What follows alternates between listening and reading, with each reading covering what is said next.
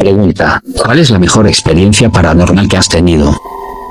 Estaba subiendo las escaleras una mañana cuando tenía 16 años. Acababa de levantarme de un sueño pesado, así que estaba bastante aturdido. Tenía mi manta grande envuelta alrededor de mí como una capa. Aproximadamente 1/3 del camino hacia arriba me resbalé y comencé a caerme. Pensé: oh no, esto va a doler. Pero no fue así, no pasó nada. Me sentí como si hubiera sido atrapado en el aire. ¿Pero cómo? Si alguien me tuviera alrededor con dos anormalmente grandes manos. En este punto estaba completamente despierto. No podía sentir nada bajo mis pies y era solo un poco más alto de lo que debería ser. Me quedé perfectamente quieto, sin saber muy bien si había muerto o si había caído en otro universo. Pero luego estaba subiendo las escaleras de nuevo y aterricé suavemente en la parte superior, donde mi perro me había estado esperando. Mi perro ahora miraba detrás de mí, con la cola recta, las orejas puntiagudas, escalera inquebrantable hacia la oscuridad que era el sótano. No me di la vuelta. Solo asentí, dije gracias y fui a la sala a sentarme.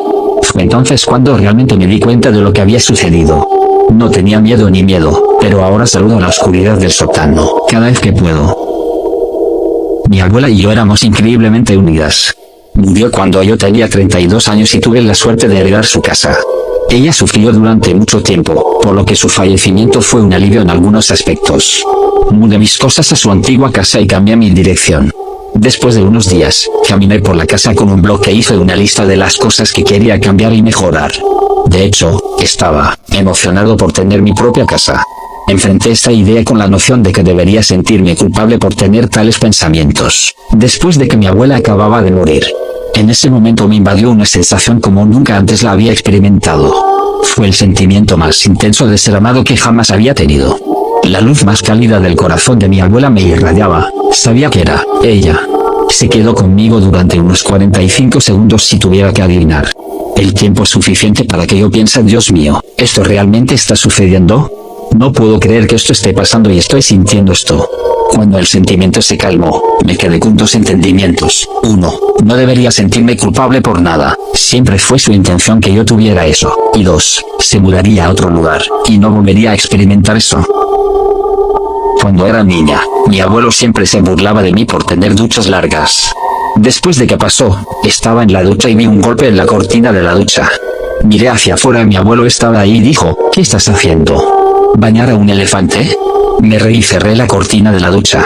Me tomó un buen minuto darme cuenta de que mi abuelo había estado muerto por un par de semanas.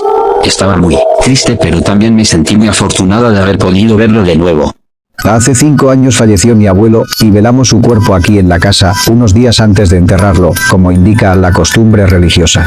El ataúd se encontraba en un salón que tenemos en la parte trasera de la casa. Una noche, me levanté al baño, y juro que vi a mi abuelo por el rabillo de mi ojo. Era su silueta exacta. Yo no dije nada, pero al día siguiente, después del entierro, mis padres mandaron a bendecir la casa. Cuando les pregunté por qué, no me querían decir, pero yo insistí, y me dijeron que la noche anterior, vieron a mi abuelo caminando detrás de mí en los pasillos de la casa. Hace 2 años, estaba viendo videos en YouTube, y me salió un chico asiático en un anuncio que duraba casi 3 horas. Solo estaba haciendo labores domésticas, pero a cada rato, volteaba a ver hacia la cámara. Mi esposo jugando me dijo que parecía una videollamada, y que quizás nos estaba viendo. Se paró y empezó a hacer señas, y juro por Dios que el asiático las imitó. Inmediatamente saltamos el anuncio, pero ya teníamos como 15 minutos viéndolo. Desde entonces me da nervios cada vez que sale un anuncio en YouTube. Cuando tenía 8 años estaba de vacaciones en casa de mi abuela. Ella tenía un gran estante con muñecos, pero entre todos resaltaba uno, que era un payaso. Siempre sentía que ese payaso me seguía con la mirada. Varias noches tuve pesadillas con ese muñeco. Una mañana amanecí con arañones en el pecho y espalda. Le conté a uno de mis tíos, el cual dijo que teníamos que quemarlo. Lo hicimos, pero a pesar de que era de tela suave, tardó alrededor de 2 horas para arder. Cuando estaba en el fuego, no dejaba de mirarme, y todos escuchábamos murmullos. Un amigo que trabajaba de embalsamador. Él me contó que en una ocasión, le llevó un cuerpo de un niño que había muerto por un golpe en la cabeza. Él dejó el cuerpo sobre la plancha, y cuando fue por sus herramientas de trabajo para drenar los fluidos e inyectarle los químicos, escuchó un llanto desde esa sala. Al regresar, el niño estaba en una posición distinta, y una lágrima bajaba por su mejilla. Mi amigo dice que no se asustó, ya que esas cosas pasan muy seguido en la morgue. Trabajé más de 15 años como forense policial haciendo necropsias. Un día, me llega un muerto joven de 20 años. Tenía 14 balas en la cabeza. Estuve escarbando 5 horas en el cráneo y en un momento me agarró un brazo, me apretó y abrió los ojos para mirarme. Él despertó, yo creí que era mi estrés, pero no. Eso volvió a repetirse en un anciano que llevaba 2 días muerto. También despertó, me miró y me habló. Yo no tuve mejor idea que llamarle a la familia y la familia llegó a la morgue. Ya se imaginarán el momento para el hijo de ese pobre anciano. El anciano muerto habló culpando a su propio hijo de su muerte, pero esto pasa cuando uno se mete con cosas que no son de este mundo. Mi madre y su grupo de la universidad habían sido llevados a la morgue para una práctica. Estaban por empezar con un cadáver, cuando al quitarle la manta que lo cubría, una compañera suya gritó y dijo entre alaridos su nombre, Luis. El cuerpo que estaba en la plancha era de su hermano, que justo tenía 3 o 4 días desaparecido. Después de suspender la práctica y sacar a la pobre mujer del shock que le causó el evento, las autoridades dieron fe y legalidad para entregar el cuerpo a la familia. Mi hermano está estudiando para ser médico forense. Una vez, estaba en una práctica con un cadáver, y el médico le dijo a mi hermano: este cadáver está muy rígido, hablo con él.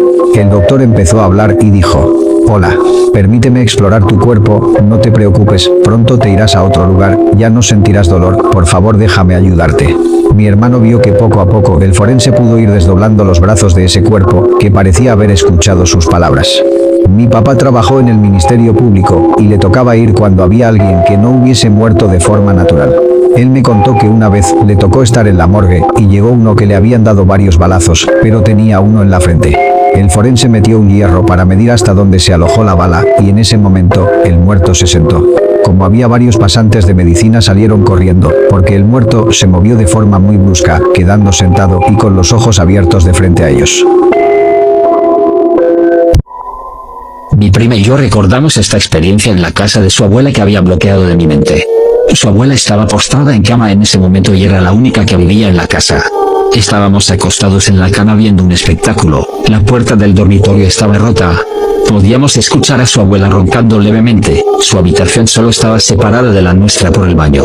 Se me revuelve el estómago pensando en la siguiente parte. Comenzamos a escuchar pasos en el pasillo. Inmediatamente pensamos que su abuela se había levantado de la cama, pero aún podíamos oírla roncar. Los pasos eran lentos y pesados, luego se acercaron. Estaba realmente paralizado por el miedo. Mi prima se acercó a la puerta y la cerró rápidamente con un brazo completamente extendido. Cuando le dijimos a mi tía al día siguiente, ella dijo: sí, imagina cómo me sentí creciendo allí. No te harán daño.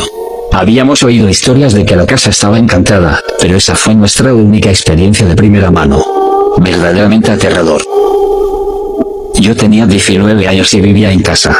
Me desperté una noche y vi esta cosa enorme, casi llegaba al techo, con capucha negra. Estaba ahí de pie junto a mi armario. Me congelé y me quedé en la cama, asustada de moverme. Estuvo allí durante unos 10 segundos antes de desaparecer. Tuve pesadillas durante semanas con esa cosa dentro. Avancé rápido 15 años. Mi hermana menor, que ha tenido mi antigua habitación durante años, me pregunta si alguna vez había visto algo raro en la habitación y me cuenta sobre la cosa encapuchada que había visto. Nunca le conté a nadie lo que vi, especialmente a mi hermana, que en ese momento solo tenía 4 años.